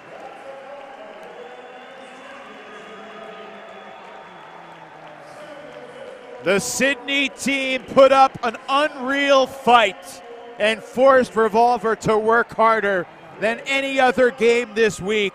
But in the end, the standard from San Francisco remains at the top of the world.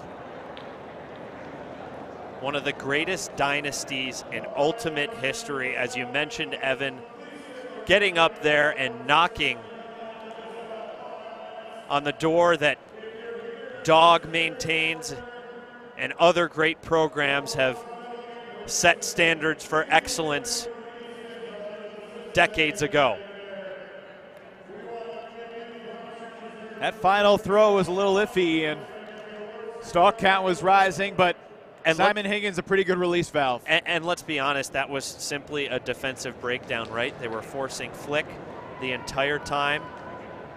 Gavin Moore tried to get a little aggressive on the mark. You could tell how gassed he was, just exposed that backhand break throw with no difficulty. Simon Higgins is going to make that grab every time.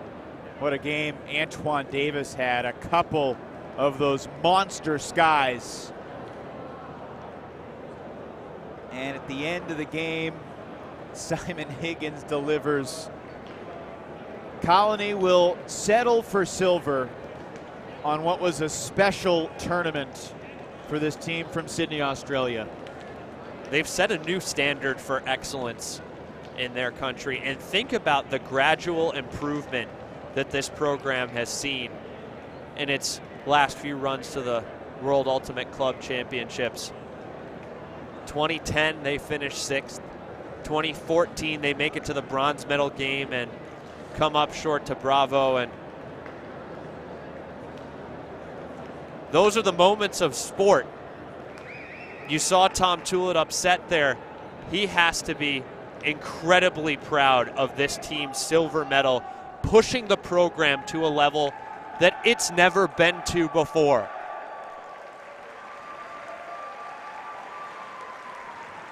Colony finished 6th in 2010, 4th in 2014.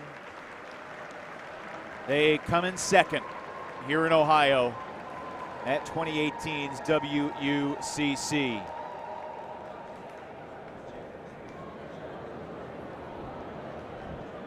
Both teams coming together for the customary spirit circle after each game, discussing the levels of sportsmanship displayed.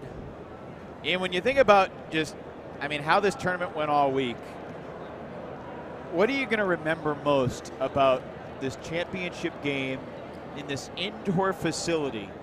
I mean, we're talking last night and this morning how right now the tournament is the story more than any team or result. The fact that we're here, the adjustments made on the fly to play these games despite the extreme weather conditions outside.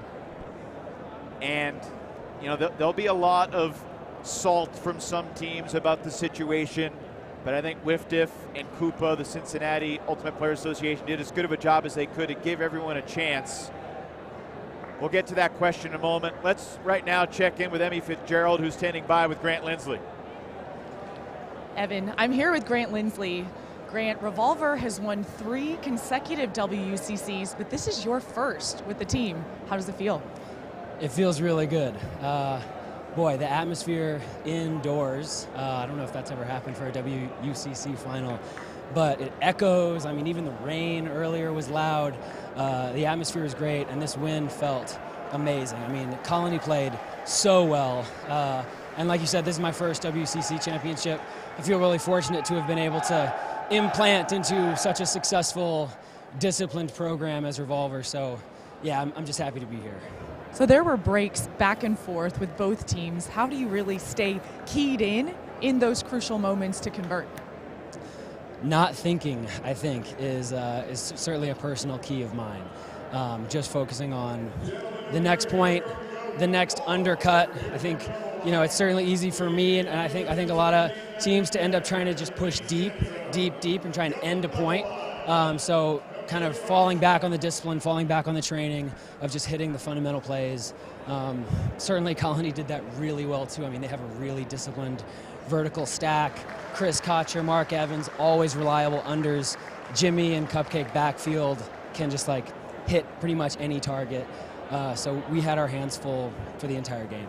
Who was a player on the team that really stood out to you, who had a great game that maybe overall our viewers might not be aware of? I would say maybe the viewers are already aware of John Stubbs, but he played out of his mind on defense. I think he got 2 blocks on the mark during the game, and then after he had gotten the one late on that far sideline, there was a late stall, scuba high, kind of floaty, and then he came down with it to save what ended up being a break for the D. So, yeah, I thought he was a standout, and I want to shout out to him. So this is the end of this WCC tournament for Revolver, but kind of near the beginning of the club season. How do you really use this to then fuel the U.S. club season moving forward? I think we avoid a sense of satisfaction from this win. I mean, certainly club nationals is the goal that I and we want to make sure we're the most highly trained for in October. But this feels good. We're just going to enjoy it for the time being. Well, congratulations on the win. Evan, Ian, back to you. Emmy, thanks so much. 15-13 is the final score, and you know, Revolver, when they lose a tournament, their next practice is loser ladders. When they win a tournament, they go to the dunes, and it's humility dunes. And I have a hunch that Revolver, maybe Tuesday, will be back on the dunes training for the U.S. Open and beyond. But as for this event today, it feels strange to talk about John Stubbs as an unlikely hero, but that's really what he was. The great just get greater. He came into the tournament later than expected, arriving Thursday night. And I wonder if that had something to do with his ability to have an impact, because he had fresher legs. He hadn't logged that mileage earlier in the tournament that other D-line contributors had to put up as they slogged through pool play. That's a great point. And for Grant Lindsley, obviously such a focal point of the Revolver offense. What can you say about his performance and the Revolver O-line? Only broken once in this game. They take care of business when they need to win another title. I'm speechless. I'm astounded. The man was out in the wilderness for a month plus. His training had to have suffered the lack of touches, the lack of speed work, and he's still the #1 contributor, the #1 initiating option on their O-line. A few throws higher than he'd liked, but he put them in places where only his receivers could get them. How did being indoors change this game, if at all? Would it have been a pretty similar game outside? I think the wind might have made Colony's zones a bit more effective. You think about some of those late stall zipping throws that Ashland Joy was able to get off, or some of those swings that may have been impacted by the crosswinds we were seeing on the showcase field and in the Mason High School Stadium from last Saturday's showcase game. I think that would have given an edge to both defenses, making things harder on offensive throwers. Well, Revolver wins it 15-13.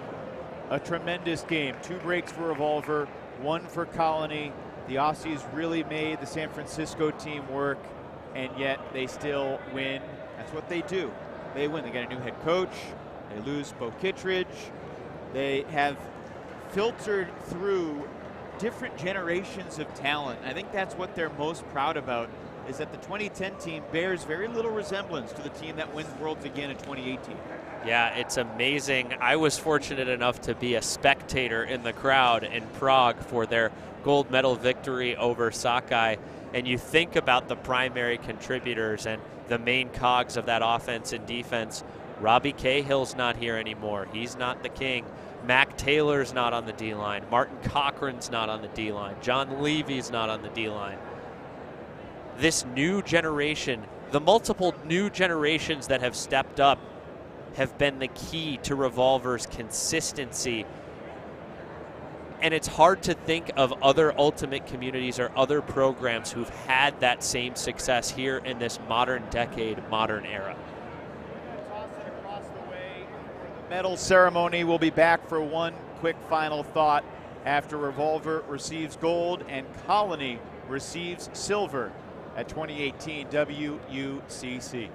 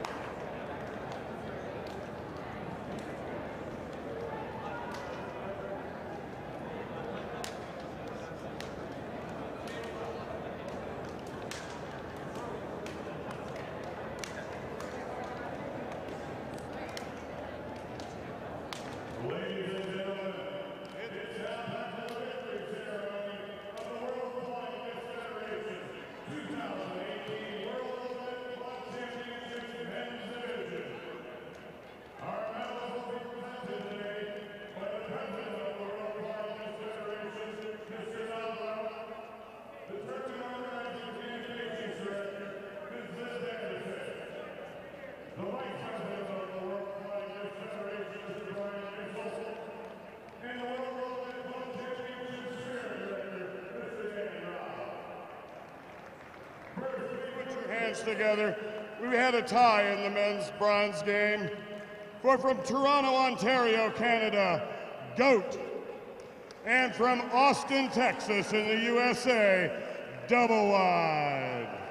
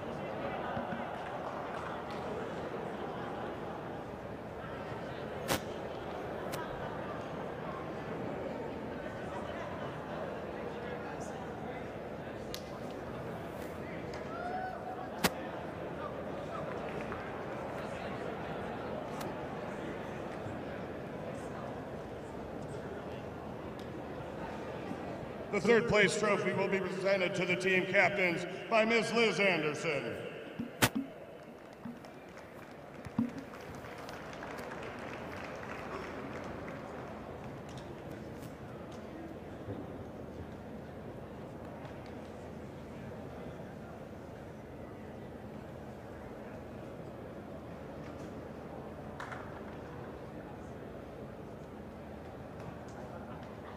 And now it's time for your second place trophy. Your silver medalist here in 2018 from Sydney, Australia, Colony.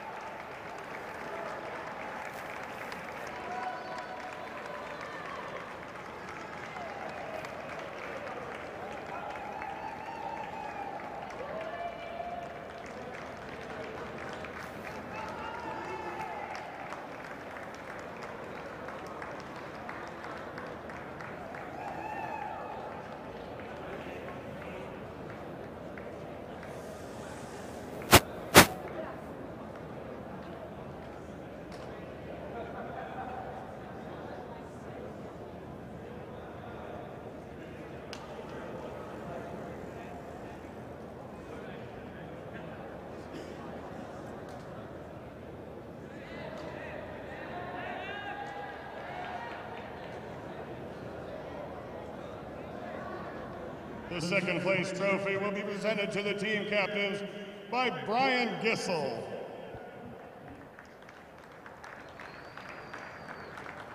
Let's give them another big round of applause.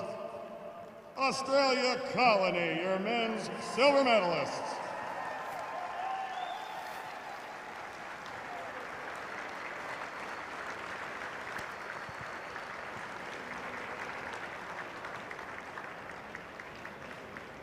And now your 2018 World Ultimate Club Championships winners in the men's division from San Francisco in the United States of America, Revolver.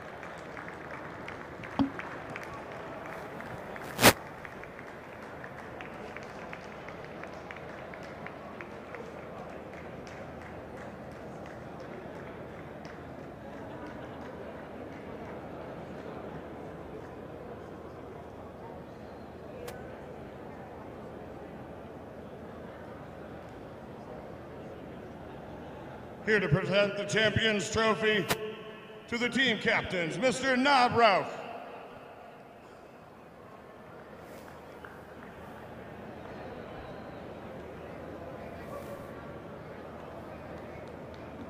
Revolver has their gold medals as we welcome you back field side here in Mason, Ohio. Evan Lepler, Ian Toner.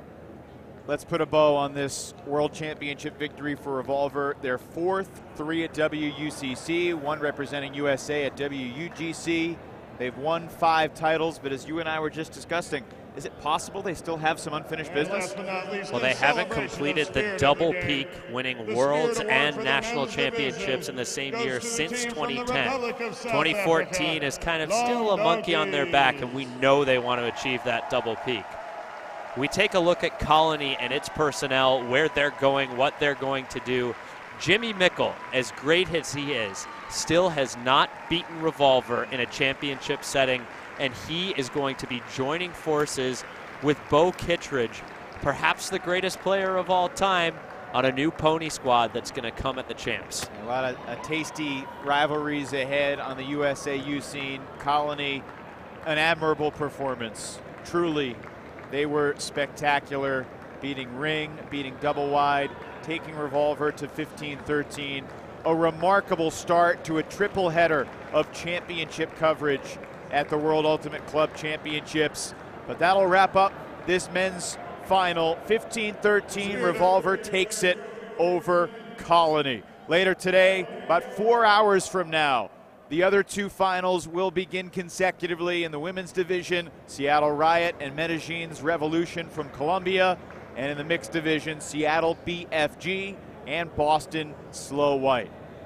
But for now, on behalf of Ian Toner and our entire amazing crew, I'm Evan Lepler saying so long from Ohio. Revolver, world champions again, 15-13 over Colony. So long, everybody.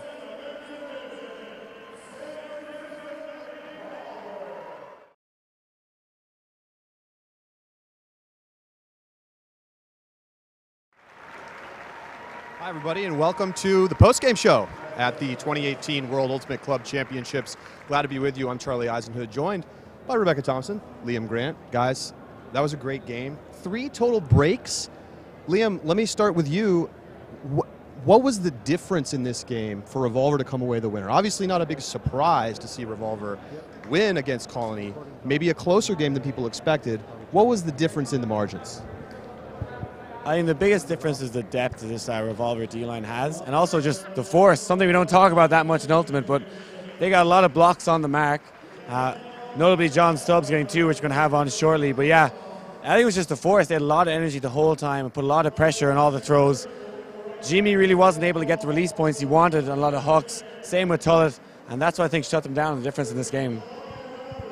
Tom Tullett had a big game for Colony. Jimmy Mickle played well, but had the injury in the first half, and we really didn't see him play much defense.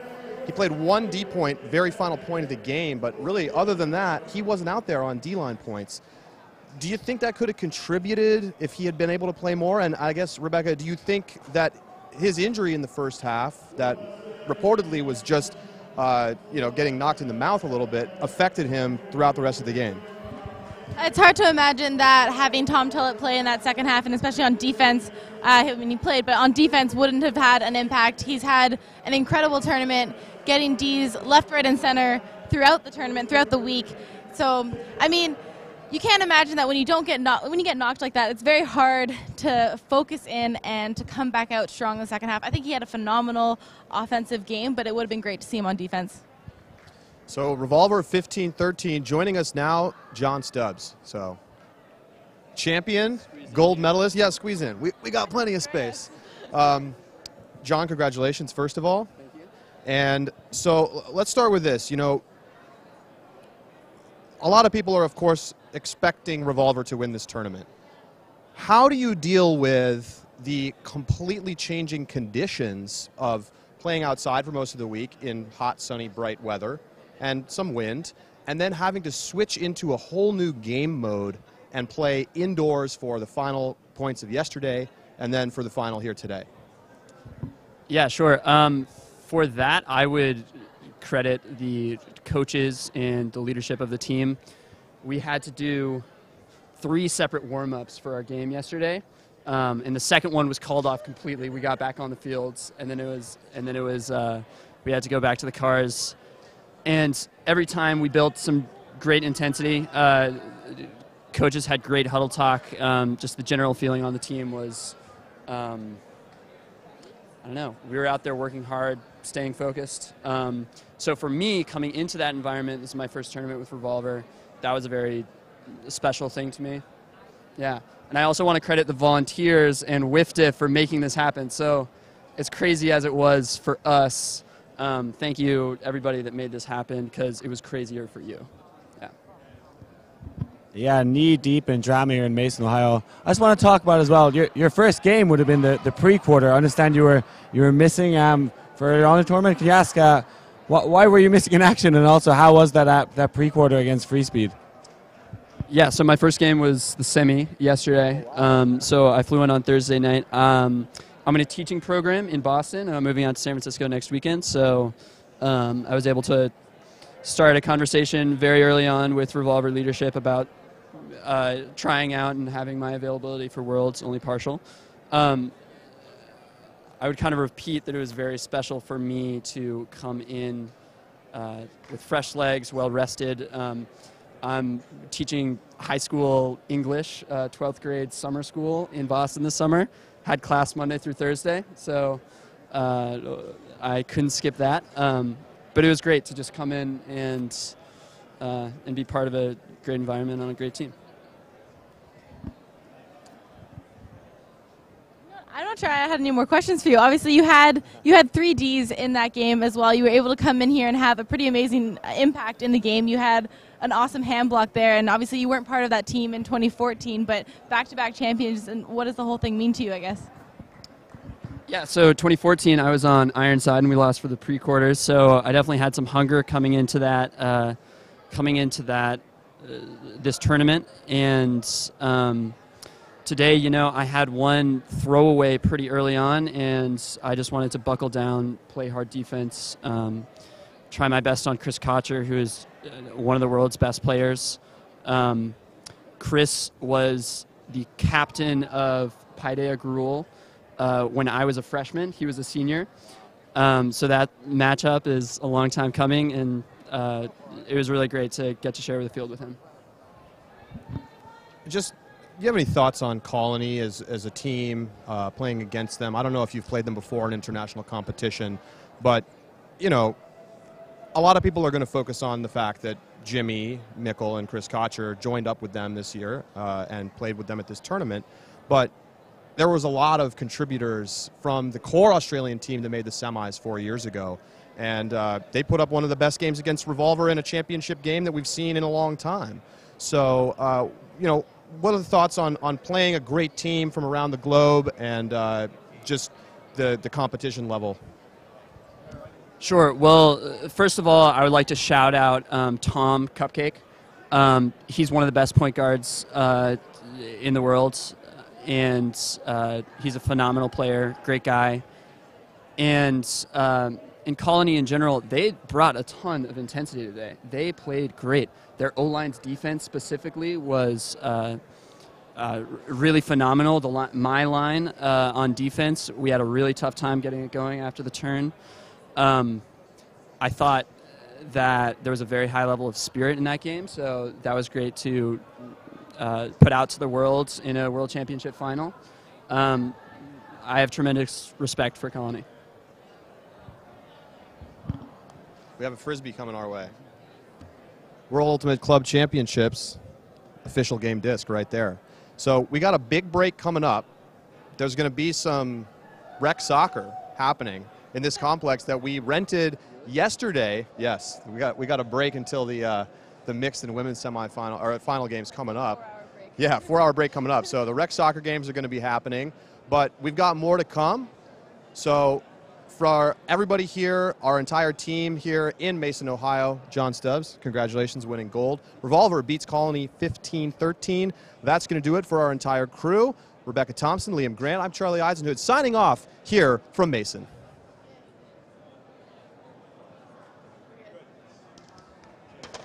Yeah, Thanks, John.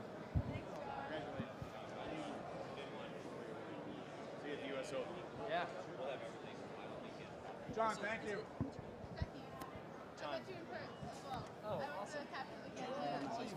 Thank you. You can call me Rebecca. Rebecca? All right. So I screwed up by forgetting to toss it directly to you. Okay, whatever. But otherwise, You don't have anything in your ear. I don't blame you. Relatively smoothly, considering that it's chaos. It's chaos. But it was pretty smooth. Yeah. Like a very different feel than USA Japan, but like